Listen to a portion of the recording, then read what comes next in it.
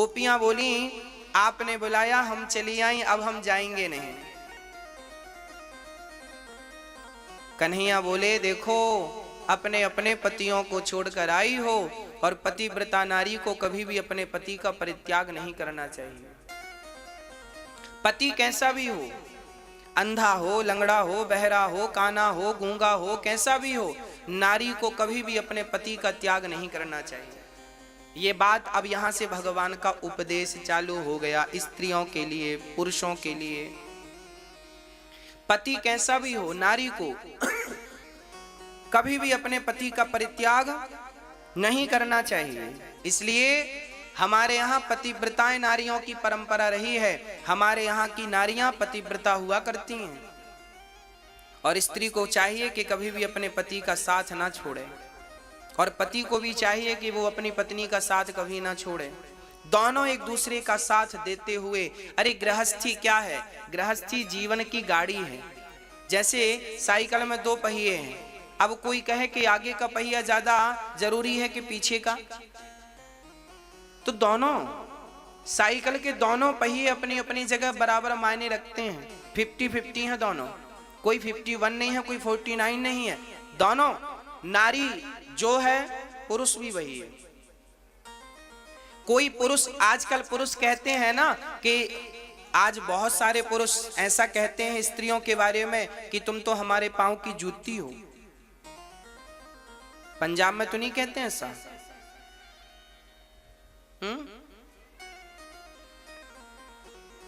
क्यों जी, पुरुष यहां के तो नहीं कहते? बहुत सारे पुरुष ऐसा कहते हैं पत्नी को तुम हमारे पांव की जूती हो। कह देना इन पुरुषों से, पांव की जूती नहीं है हम। स्त्रियां पांव की जूती नहीं होती, स्त्रियां तो सिर की पगड़ी होती हैं, कुल की शान होती हैं। अरे नारी ना हो तो नर ना हो।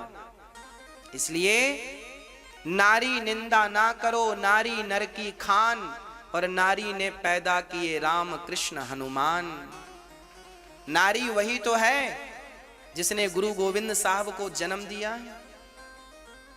नारी वही तो है जिसने भगवान राम को जन्म दिया है। नारी वही तो है जिसने भगवान श्री कृष्ण को जन्म दिया है। नारी वही तो है। आज ये जितने पुरुष कहते हैं मैं मर्द हूं, तो तुम मर्द हो तो तुम्हें पैदा करने वाली स्त्री ही तो है। तो जिसने तुम्हें मर्द बनाया तुम उसे कहते हो पांव की जूती है।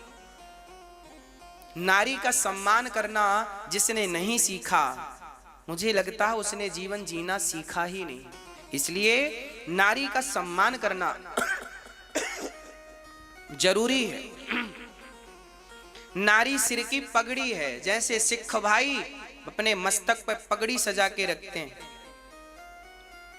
हाँ, बस वही पगड़ी नारी है। नारी तो हर पुरुष की पगड़ी है, सिर की, सिर मोर है। इसलिए नारी का सम्मान किया करो, आदर किया करो, अपमान ना किया करो। एक रास्ते में बच्चे यात्रा कर रहे थे, ट्रेन की बात है, ट्रेन में बच्चे बैठे थे, एक बूढ़ी सी अम्मा बैठी थी और नौजवान बच्चे सामने की सीट पे मस्ती कर रहे थे। तो ट्रेन में बीच की सीट फोल्ड होती है ना ऐसे, तो चैन रहती है मोटी सी वो पकड़ने के लिए। तो एक बालक खड़ा हुआ तो वो लोहे की चैन उसके माथे पे जोर से लग गई। वो पास में एक माँ बैठी थी, उसे बड़ा, माँ तो माँ होती है, दौड़ गई और बेटे उस बच्चे की वहां माथे को पकड़ लिया। बेटा कहाँ लग गई? उस बच्चे ने हटाया, हटो हटो हटो, हम मर्द हैं, मर्द को दर्द नहीं होता। उस बच्चे ने कहा हम मर्द हैं और मर्द को दर्द नहीं होता। तब उस बूढ़ी सी माँ ने देखते हुए कहा बेटा तुम मर्द हो, तुम्हें दर्द नहीं होता, पर तुम बच्चों को पैदा करते समय, तुम मर्दों को पैदा करते समय हम माँओं को बहुत दर्द होता है बेटा, हम माँओं को बहुत दर्द होता है। तुम मर्द तब बनते हो जब हम दर्द से गुजरती हैं। हमारे दर्द सहने से ही तुम मर्द बने हो। हमने दर्द ना सहा होता तो तुम मर्द ना होते। तो ये जो मर्दानगी है ना, ये मर्दानगी तब चुकेगी जब माँ की सेवा करोगे। इसका ऋण तब चुकेगा जब अपनी माँ को प्रसन्न करोगे अपनी सेवा से। केवल मां को नहीं, नारी जात को, चाहे वो नारी पत्नी के रूप में हो, चाहे मां के रूप में हो, चाहे बेटी की और चाहे बहन के रूप में हो, हर नारी का सम्मान करना जरूरी है। रास्ते से गुजरने वाली हर स्त्री जो है उसका सम्मान करने की जरूरत है। नारी जात चाहे वो 1 साल की 1 दिन की बच्ची हो या 99 साल की बूढ़ी मां, हर नारी सम्माननीय है। हर नारी का सम्मान करना सिखाओ अपने बच्चों को। नारी, आज बहुत सारे पुरुष अपनी पत्नियों को मारते रहते हैं, डांटते रहते हैं, मेरी पत्नी ऐसी है, पत्नी की गालियां, पत्नी को गालियां देते रहते हैं, पत्नी को जलील करते रहते हैं, पत्नी का अपमान, इंसल्ट करते रहते हैं। और जब पत्नी मर जाती है, एक सज्जन मेरे पास आए, गुरुजी गुरुजी गुरुजी हमारी पत्नी मर गई। कितनी उम्र है? 50 साल के आदमी की पत्नी मर जाए, उस आदमी से पूछो उसकी जिंदगी कैसी गुजरती है पत्नी के बिना। अरे मां के बाद एक स्त्री ही ऐसी होती है जो तुम्हारा हाल चाल पूछती है। पांव में दर्द होगा तो पांव भी दबाएगी, समय से पानी, समय से भोजन, समय से सेवा करेगी। पत्नी ना होगी तो जिंदगी वीरान हो जाएगी। इसलिए नारियों का सम्मान कर लो, पत्नी को थोड़ा सा सम्मान दे दो। आज समस्या क्या है रिश्तों में? पत्नी भी पढ़ी लिखी है और पुरुष भी पढ़ा लिखा है, दोनों पढ़े लिखे हैं। पत्नी कहती है मैं भी 40,000 रुपए महीना कमाती हूँ, पति बोलता है मैं भी 40,000 रुपए महीना कमाता हूँ। तो पत्नी बोलती है मैं आपकी क्यों सुनूं? तो पति बोला मैं क्यों सुनूं, मैं भी तो कमाता हूँ। गृहस्थी ऐसे नहीं चलती। आप कमा रहे हैं अच्छी बात है, पर अपनी कमाई की अकड़ अपने पति को दिखाओगी तो रिश्ते कैसे चलेंगे? अपनी कमाई की अकड़ अपनी पत्नी को दिखाओगे तो रिश्ते कैसे चलेंगे?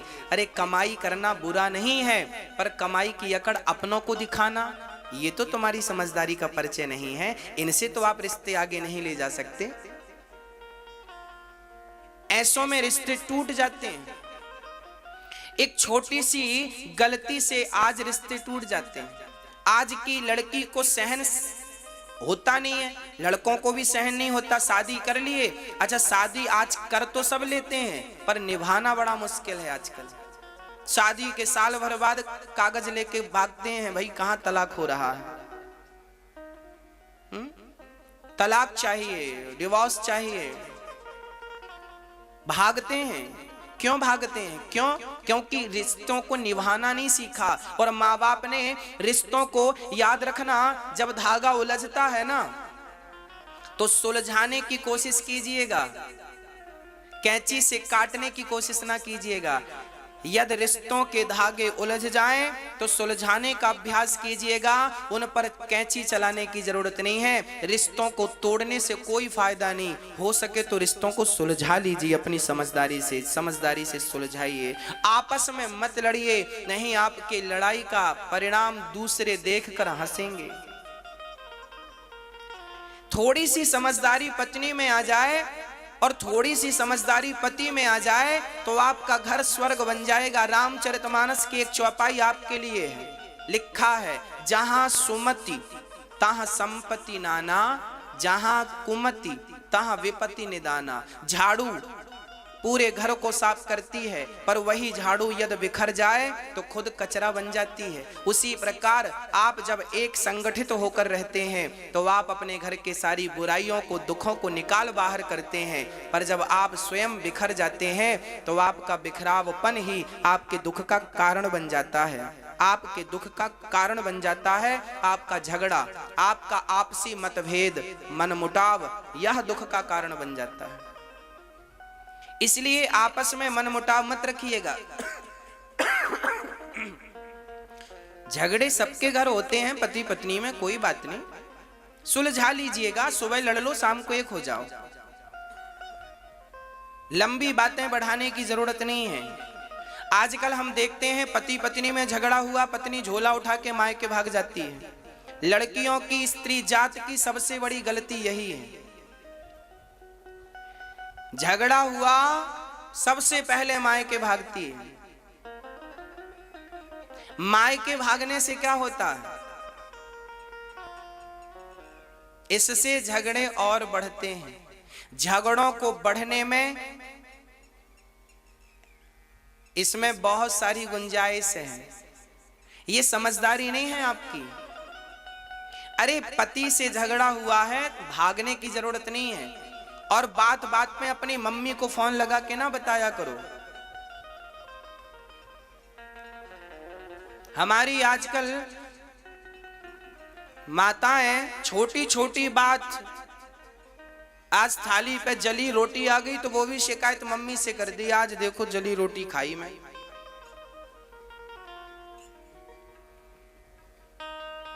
ये गलतियां ना माँ बाप की भी हैं, जो आपने अपने बच्चों को मजबूत नहीं बनाया, जूजू बना दिया। जूजू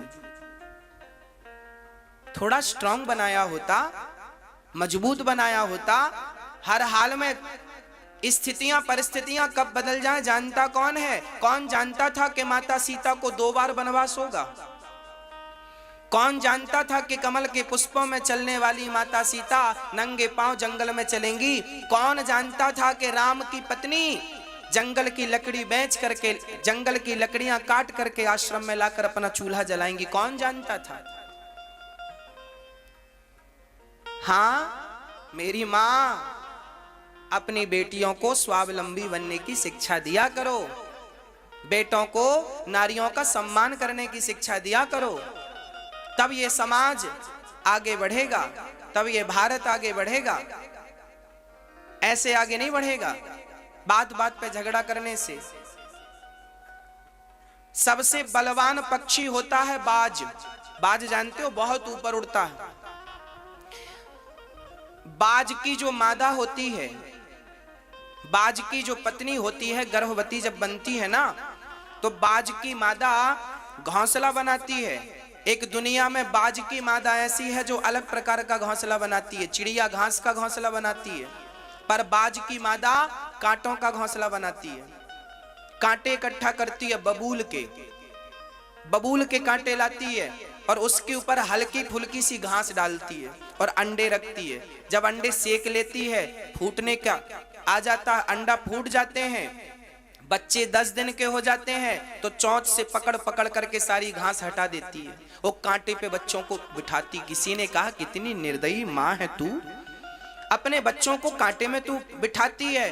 तब उस बाज की मादा ने कहा, मुझे पता है यदि मैंने अपने बच्चों को कांटों में चलना नहीं सिखाया तो कल इनका कोई भी शिकार कर लेगा। इन्हें सबसे ऊपर उड़ना है तो इन्हें कांटों में तो चलना ही पड़ेगा। इसलिए बाज सबसे ऊपर उड़ता है, सबसे खतरनाक पक्षी माना जाता है। उसका वार कभी बेकार नहीं जाता, क्योंकि उसने कांटों से शिक्षा पाई है। यहाँ चुभन, जब जितनी चुभन होती है ना, व्यक्ति उतना मजबूत बनता है। और आपने अपनी बेटियों को, बेटों को संस्कार दिए क्या है? नंगे पांव भी तो तुमने पत्थर में चलाया नहीं। चलाया होता तो एक्यूप्रेशर से ही सब ठीक हो जाता, पर वो भी तो होने नहीं दिया।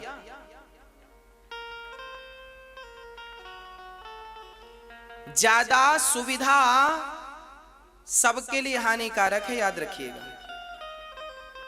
आज हर व्यक्ति, हम देख रहे हैं हर प्रकार की सुविधाएं। आजकल घर में पर्दे भी बंद होते हैं तो इलेक्ट्रिक बंद होते हैं। बटन दबा दो पर्दे बंद हो जाएंगे, बटन दबा दो पर्दे खुल जाएंगे। क्यों? अब हाथ पांव पर्दे लगाने के लिए भी नहीं हिल रहे हैं क्या? इतने कमजोर हो गए हो? इसी बहाने कुछ एक्टिविटी होती थी शरीर की, वो भी बंद कर दी। क्या सुविधाओं के पीछे क्यों भाग रहे हो आप लोग? यही सुविधाएं आपका समूल नष्ट करेंगी, याद रखिएगा। ये सुविधाएं तुम्हें कमजोर बनाएंगी।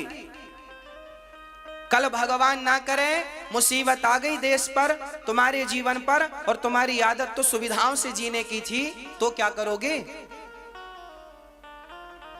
इसलिए भगवान करे आपके पास बहुत धन हो, पर ऐसी सुविधाएं नहीं। थोड़ा सा शरीर को परिश्रमी बनाओ, मजबूत बनाओ, जूजू ना बना दो, कल को रोना पड़ेगा मेरी माँ। आपके भले की बात बोल रहा हूं, मर्जी आपकी है। बेटों को बेटियों को सब प्रकार से रेडी कीजिएगा। बात बात पे झगड़ा ना किया करो, बात बात का बुरा ना माना करो। अरे मैंने कुछ कह दिया तो बुरा मानने की क्या बात है, हंस के टाल दो। पति ने कुछ कह दिया तो हंस लो, आज पत्नी ने कुछ कह दिया तो तुम हंस लो। क्या जरूरी है मुंह लगने की? आपने कुछ बोला और मैंने भी कुछ बोला, क्या जरूरत थी मेरे बोलने की? चुप रहो ना भैया। सबके घर झगड़ा होता है, जरूरी नहीं है कि हर बात का जवाब हो। कुछ युद्ध भगवान श्री कृष्ण ने जरासंध से युद्ध किया, 17 बार तो हराया, 18वीं बार खुद मैदान छोड़ के भाग गए कि नहीं? कई बार हार जाने में ही जीत होती है। कई बार बोलो, कई बार हार जाने में क्या होती है? जीत होती है। इसलिए पाकिस्तान से युद्ध करने का अवसर आए हमें, तो हमें वहां जीतना है। आतंकवादियों से लड़ने का मौका लगे तो वहां हमें जीतना है। जब भी हम भारत के गद्दारों से लड़ें तो हम जीतें, जब भी अपने दुश्मन से लड़ें तो जीतें। पर जब भी तुम्हारा झगड़ा तुम्हारे सगे भाई से हो तो भाई से जीतने का प्रयास कभी ना करना। झगड़ा पति से हो तो जीतने का प्रयास ना करना, झगड़ा माँ से हो तो जीतने का प्रयास ना करना। अपनों के रिश्तों में सदा हार जाना, क्योंकि इनकी हार में ही तुम्हारी जीत छिपी है। इन रिश्तों में भाई से तुम जीत कर क्या करोगे? भाई से जीत कर वाह मैं भाई से जीत गया, पागल, भाई से जीत गया। आतंकवादियों से जीतते, पाकिस्तान से जीतते तो हम मानते कि हां जीत गए तुम। भाई से क्या जीत गए तुम? क्यों जीतने का प्रयास? हार क्यों नहीं गए? भाई डांट रहा, सुन लो ना। बड़ा भाई है, छोटा भाई है, आज उसका दिमाग खराब है, चलो डांट रहा है, बोल रहा है, सुन लो। तुम तो समझदार हो। तुम्हारी पत्नी है, पत्नी कितना बड़ा त्याग करती है तब ये पत्नियां बनती हैं। पुरुष का कोई त्याग नहीं है जीवन में, पर पत्नी का त्याग मैं आपको गिनाता हूं, गिनना। पुरुष अपनी मां को, अपने पिता को नहीं छोड़ता, पर स्त्री शादी के तुरंत बाद अपनी माता और पिता को छोड़ती है। स्त्री का त्याग, शादी के पहले पहनावा अलग था, शादी के बाद पहनावा वही होगा जो ससुराल की मर्जी होगी। शादी के पहले मांग नहीं थी, शादी के बाद मांग। माथा मेरा है पर सिंदूर पति के नाम का होगा, हाथ मेरा है पर चूड़ी पति के नाम की होगी, गला मेरा है पर मंगलसूत्र पति के नाम का होगा, पांव मेरा है पर माहौर पति के नाम का होगा, कान मेरे हैं पर बाले पति के नाम के होंगे, पेट मेरा है पर बच्चा पति का है, रक्त मेरा बहेगा, पेट मेरा फटेगा, पर बेटे को नाम माँ का नहीं मिलता, बेटे को नाम बाप का मिलता है। इतना बलिदान देने के बाद तुम कहते हो तुम पांव की जूती हो, तो यार तुम अच्छी किस्म के कुत्ते भी नहीं हो। क्योंकि कुत्ता जिस पत्तल में खाता है ना, उसकी रात भर चाकरी करता है। वो स्त्री जो इतना त्याग करती है एक पति के लिए, और बाद में पति, हद तो तब हो गई जब पति ने कह दिया निकल जा मेरे घर से। पति ने कह दिया पत्नी को, बाप ने कह दिया जा तेरे घर, बाप ने विदा किया बेटी को, जा बेटी तेरे घर। वो ये सोचकर आई कि मेरे पिता ने कहा है ये मेरा घर है, वो अपने घर आई, पर कुछ दिन बाद पति से झगड़ा हुआ, पति ने कहा जा मेरे घर से। अब पत्नी कंफ्यूज हो गई, पिता ने कहा था ये मेरे घर, ये पति कह रहा अपने, अब उसका घर क्या है बताओ, उसका घर कौन सा है बताओ। वो लोग बताएं जो अपनी पत्नियों को पांव की जूती समझते हैं। बताओ पत्नी का घर कौन सा है? बाप ने तो कहा था ससुराल तुम्हारा घर है, और पति ने आज गुस्से में कह दिया अपने घर जाओ, तो उसका घर है कौन सा? किसको वो अपना कहे? क्या ये यहां से वहां चक्कर काटने आई है? हाँ, जब मन करा तो भगा दिया, जब मन करा सो गले लगा लिया, अरे थोड़ा सा तो सम्मान कर लो उस स्त्री का। जब सीता माँ जंगल गई तो सीता माँ के पांव में छाले पड़ गए, कांटे लग गए, तो राम जी ने अपने हाथ से सीता जी के पांव के कांटे निकाले हैं। केवल पत्नी ही पति के पांव दबाए ऐसा नहीं है, कभी पत्नी के पांव में छाला पड़ जाए तो पति को भी तो उसके पांव को पकड़ के छाला देख लेना चाहिए। यही तो पति धर्म है। माता सीता जब वनवास गई थी, माता सीता वनवास गई थी तो माता सीता से वनवासी कपड़े पहनना नहीं आते थे, क्योंकि वो राजसी कपड़े पहनती थी और उनके कपड़े वनवासी कैसे पहने उनसे आता नहीं था। और मंथरा खड़ी थी, कैकेयी खड़ी थी, सुमंत्र जी खड़े थे, दशरथ जी खड़े थे, और वहां पर कौन कपड़ा पहनाए माता सीता को? तब राम जी ने आगे बढ़कर के माता सीता को जंगली कपड़े पहनाना सिखाया। ऐसे पहनते हैं। अपनी पत्नी का सम्मान करना यदि किसी ने सिखाया है तो भगवान राम ने अपनी पत्नी का सम्मान करना सिखाया है। अरे सम्मान, लोग कहते हैं प्यार की निशानी ताजमहल है। ताजमहल बनाने वाले ने 7 शादियां की थी। ताजमहल नहीं है, प्रेम की निशानी तो राम सेतु है, जो राम जी ने सीता के लिए सेतु बना दिया समुद्र में, और रावण जैसे दुष्ट को दमन करके सीता को सम्मान के साथ वापस लेकर आए। चाहते तो राम जी राजा थे, दूसरा विवाह कर लेते, तीसरा विवाह कर लेते, क्या जरूरत थी एक नारी के लिए इतना बड़ा झगड़ा करने की? पर ना, नारी के सम्मान के लिए झगड़ा था। झगड़ा रावण से नहीं था, झगड़ा तो नारी के सम्मान का था। इसलिए नारी का सम्मान कीजिएगा। पत्नी का सम्मान, पत्नी मर जाएगी तब पता चलेगा कि नारी क्या थी। मां मर जाएगी तब पता चलेगा कि मां की वैल्यू क्या थी, कीमत क्या थी। अभी है तो कोई उसका महत्व नहीं पता चलता, मूल्य नहीं पता चलता। इसलिए सम्मान करना सीखिए। आप समझदार है, पुरुष वर्ग समझदार है, तो समझदारी का परिचय दो। अच्छा ये बताओ, मैं आज दोनों से प्रश्न करूंगा, पत्नी और प्लस पति से। अच्छा ये बताओ, आपका पति आपको प्यार करता है कि नहीं? हाँ तो हाँ बोलना, शर्माने की जरूरत नहीं है। पति प्यार करता है? हाँ बोलो। हाँ करता है। पति आपका प्यार, मैया सुनो, आपका पति प्यार करता है। अच्छा ये बताओ, जब पति आपका आपसे प्यार करता है, बहुत प्यार करता है, तुम्हारे लिए काम भी करता है, दिन भर मेहनत करता है कि मैं अपनी पत्नी को, अपने बच्चों को अच्छी लाइफ दे सकूं, अच्छी जिंदगी दे सकूं, खुश रख सकूं, वो पुरुष भी यही सोचता है कि सब खुश रहें, करता है। अच्छा कभी कभी पति को गुस्सा आ जाता है, आपके किसी कारण, किसी भी कोई भी प्रॉब्लम हो सकती, गुस्सा आ गया, वो गालियां दे रही है, डांटने लगा, ये वो, तो ये बताओ, जब प्यार आपसे करता था या करता है तो क्या डांटने पड़ोसन को जाएगा? बोलो।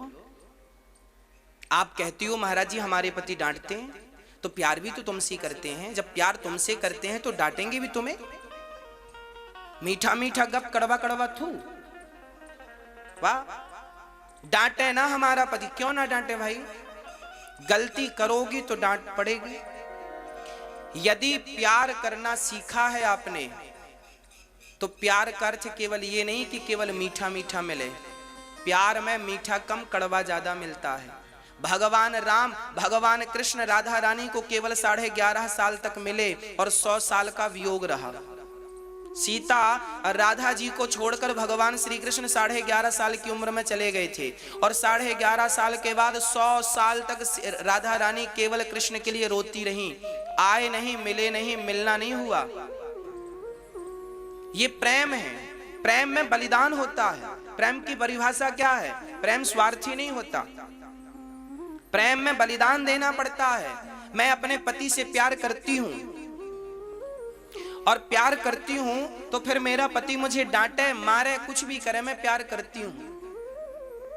और पत्नी प्यार करती है तो फिर वो प्यार करती है तो फिर वो, चलो अब आपकी पत्नी आपको डांटे, आपकी पत्नी ने आपको कुछ भला बुरा बोल दिया, अब पति मुंह फुलाए बैठा है, पत्नी ने बोल दिया, अरे प्यार भी तो तुमसे करती है। भोजन भी तो तुमको कराती है, तुम्हारे कपड़े भी तो साफ करती है, तुम्हारा काम भी तो करती है। और आज दो बातें कह दिया तो तुम मुंह फुला के बैठ गए। क्या तुम्हारी पत्नी को दो बातें कहने का अधिकार नहीं था? पत्नियां कभी गुस्सा नहीं होती, पति कभी गुस्सा नहीं होते। मेरी माँ, ये गुस्सा नहीं है, ये तो एक दूसरे पर अधिकार जताना है। ये जैसे आप गुस्सा कहते हो, जैसे आप झगड़ा कहते हो, ये दोनों एक दूसरे पर अधिकार जताते हैं कि मेरा तुम पर ये अधिकार है और तुम्हारा मुझ पर ये अधिकार है। मैं तुम्हारी गाली सुनता हूं, मतलब तुम्हारा मुझ पर अधिकार है, और मेरी तुम सुनो अधिकार से। इसलिए पति की छोटी छोटी बात को ना, हमारे यहाँ कहावत कहते हैं, राई का पहाड़ ना बनाया करो। राई जानते हो राई क्या होती है? सरसों के दाने को राई बोलते हैं। राई का पहाड़ मतलब छोटी सी बात की बड़ी बात ना बनाया करो, बल्कि बड़ी बड़ी बातों को छोटा करके खत्म कर दिया करो। रिश्तों में ऐसी समझदारी चाहिए। पति कुछ बोल दे, मुस्कुराती रहो, हंस, कोई बात नहीं, आज माइंड ठीक नहीं है। पुरुष के पास 1000 काम होते हैं, पुरुष की 1000 टेंशन होती है। आप तो घर पे ही रहती हो, आपकी तो एक ही टेंशन है कि बच्चा, आज बच्चे ने शैतानी की, पड़ोसन ने ऐसा किया वैसा किया, माँ ने ऐसा कह दिया, जिठानी ने ऐसा कह दिया, और सास ने ऐसा कह दिया। ये समस्याएं आपकी हैं, और पुरुषों की बाहर की समस्याएं हैं। हो सकता है आज वो अपनी समस्या को लेकर चिड़चिड़ा रहा हो, और वो गुस्सा, पुरुष भी यही करते हैं, गुस्सा कहीं की उतारते कहीं है। आप समझ लिया करो कि ऑफिस की गुस्सा आज हम पे उतर रही है, शांत रहा करो, शाम तक मूड ठीक हो जाएगा।